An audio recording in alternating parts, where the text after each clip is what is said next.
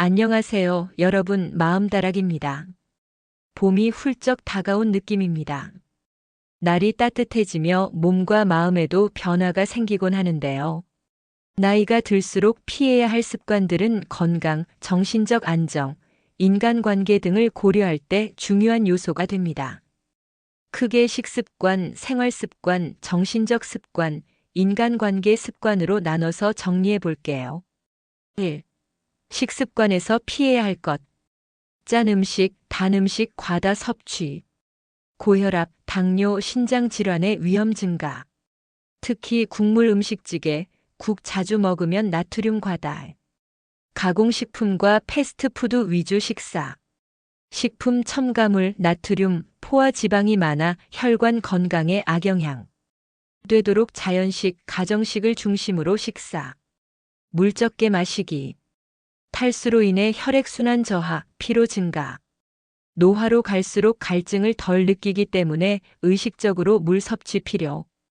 야식 습관. 위산 역류, 수면 질 저하, 체중 증가로 이어짐. 특히 늦은 시간에 과식하는 습관 피하기. 2. 생활 습관에서 피해야 할 것. 운동 부족. 근육량 감소, 혈액순환 저하로 노화 촉진. 걷기, 가벼운 근력 운동 등 꾸준한 운동 필수. 늦게 자고 늦게 일어나는 습관. 노화가 진행될수록 생체 리듬이 중요함. 밤 11시 새벽 2시 사이 성장 호르몬 분비가 활발하므로 이 시간대의 수면 유지가 중요. 앉아있는 시간 길어지기. 하루 종일 TV, 스마트폰, 컴퓨터에 몰두하면 혈액순환 저하. 일시간에 한 번씩 일어나 움직이는 습관 필요. 과음과 흡연. 알코올은 간과 뇌 건강에 악영향, 흡연은 혈관 건강에 치명적. 3. 정신적 습관에서 피해야 할 것. 부정적인 생각과 스트레스 방치. 스트레스는 만성염증을 유발하고 면역력을 떨어뜨림. 긍정적인 사고, 감사하는 마음을 가질수록 노화 속도 완화. 새로운 것 배우기를 멈추기. 두뇌 활동이 줄어들면 치매 위험 증가. 독서, 외국어 학습, 새로운 취미 등 지속적인 배움이 필요. 고립된 생활. 사람들과의 교류가 줄어들면 우울증, 인지 기능 저하 위험 증가. 가족, 친구, 동호회 활동 등 사회적 관계 유지하기. 과도한 걱정과 불안.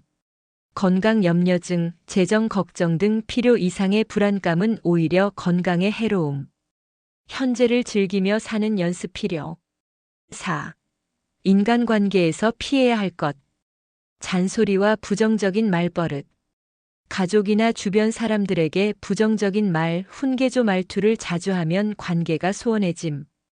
고집스럽고 변화 거부하는 태도.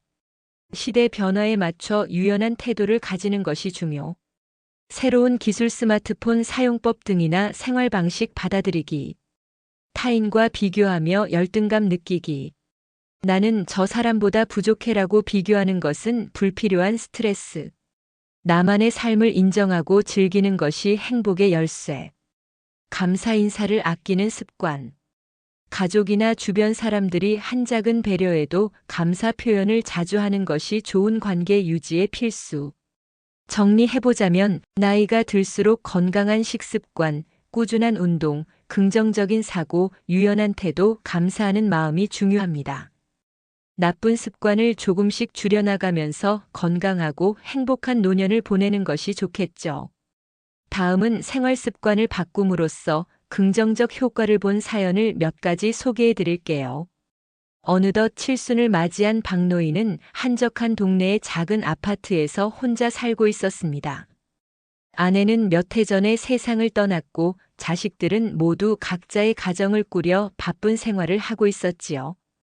가끔 전화는 오지만 예전처럼 자주 만나기는 어려웠습니다. 박노인은 하루하루를 별다른 일정 없이 보내고 있었고 점점 몸도 마음도 무거워지는 기분이 들었습니다. 1. 잘못된 식습관의 위험. 박노인은 젊었을 때부터 짠 음식을 좋아했습니다.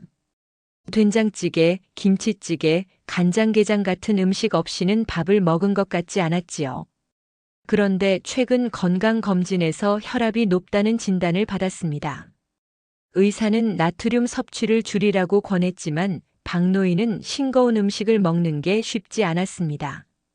그러던 어느 날 친구인 김노인을 만나러 갔다가 충격적인 이야기를 들었습니다. 김노인은 얼마 전 뇌졸중으로 쓰러졌다가 가까스로 회복 중이라 했습니다. 내가 짜게 먹고 운동도 안 하다가 이렇게 됐어. 너도 조심해야 해. 김노인의 얼굴에는 후회가 가득했습니다. 그제야 박노인은 자신의 식습관을 돌아보게 되었습니다. 그날 이후 박노인은 짜게 먹던 습관을 조금씩 줄여나가기 시작했습니다. 처음에는 싱거운 음식이 입에 맞지 않아 어려웠지만 천천히 적응해 갔습니다. 국물보다는 건더기를 먹고 김치도 물에 한 번 씻어 먹었습니다. 그리고 신선한 채소와 생선을 자주 먹으려 노력했습니다. 2. 생활 습관의 변화. 박노인은 하루 종일 TV 앞에서 시간을 보내는 일이 많았습니다. 식사 후에도 바로 소파에 눕거나 TV를 보며 시간을 흘려보냈지요. 그러나 점점 몸이 뻣뻣해지고 무릎도 자주 아팠습니다. 병원에서는 운동 부족 때문이라 했지만 그는 나이도 있는데 무슨 운동이냐며 대수롭지 않게 여겼습니다. 그러던 어느 날 동네에서 오랜만에 만난 동갑내기 친구 최노인이 활기찬 모습으로 걸어가는 걸 보았습니다. 자네는 어쩜 그렇게 건강해 보이나? 라고 묻자 최노인은 웃으며 대답했습니다. 매일 아침 동네 공원을 1시간씩 걷지. 그리고 가벼운 스트레칭도 하고 말이야. 몸을 움직여야 덜 아프다네. 그날 이후 박노인은 용기를 내어 아침 산책을 시작했습니다. 처음에는 몇 분 걷는 것도 힘들었지만 조금씩 시간을 늘려나갔습니다. 그리고 TV 앞에만 앉아 있는 시간을 줄이고 가벼운 체조도 따라 해보았습니다. 몸을 움직이니 신기하게도 기분이 한결 가벼워졌습니다. 3. 정신적인 변화. 박노인은 예전부터 자주 부정적인 생각에 빠지곤 했습니다.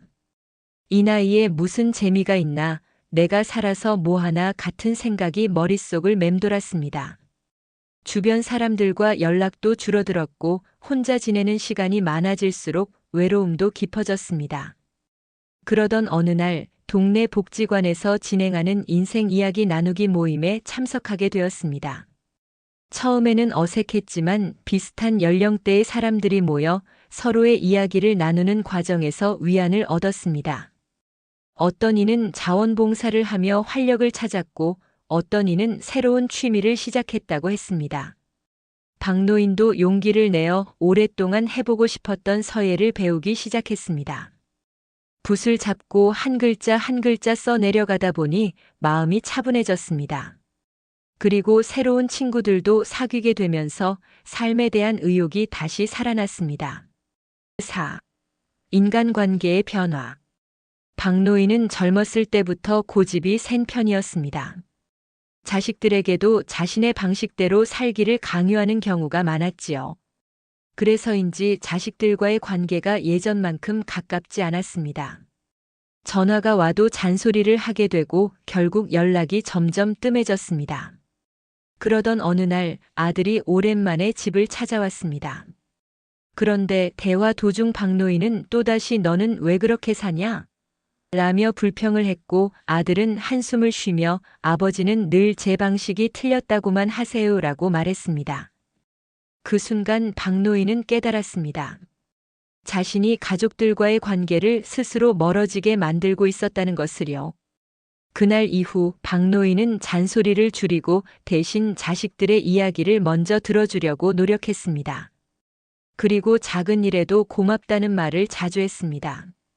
그러자 신기하게도 자식들과의 대화가 점점 부드러워졌고 손주들도 자주 찾아오게 되었습니다. 또 새로운 삶을 향해 박노인은 이제 예전처럼 무기력하게 시간을 보내지 않습니다. 아침에는 공원을 산책하고 점심에는 건강한 식사를 챙깁니다. 오후에는 서예를 하거나 복지관에서 친구들과 어울리고 저녁에는 손주들과 영상 통화를 하며 하루를 마무리합니다. 몸도 가벼워졌고 마음도 한결 평온해졌습니다. 그리고 무엇보다도 앞으로 남은 삶을 어떻게 보낼 것인가에 대한 생각이 달라졌습니다. 박노인은 이제 하루하루를 감사하는 마음으로 살아가고 있습니다. 그는 이렇게 말합니다. 나이 들었다고 해서 모든 게 끝난 건 아니야. 나 스스로를 돌보고 긍정적인 마음을 가지면 여전히 행복하게 살 수 있지. 이제 박노인의 얼굴에는 예전보다 훨씬 더 밝은 미소가 자리하고 있었습니다. 지금까지 마음다락에서 준비한 사연이었습니다. 더 많은 이야기가 궁금하시다면 구독과 좋아요로 마음다락을 응원해 주세요. 다음 시간에도 깊이 있는 이야기로 찾아뵙겠습니다. 감사합니다.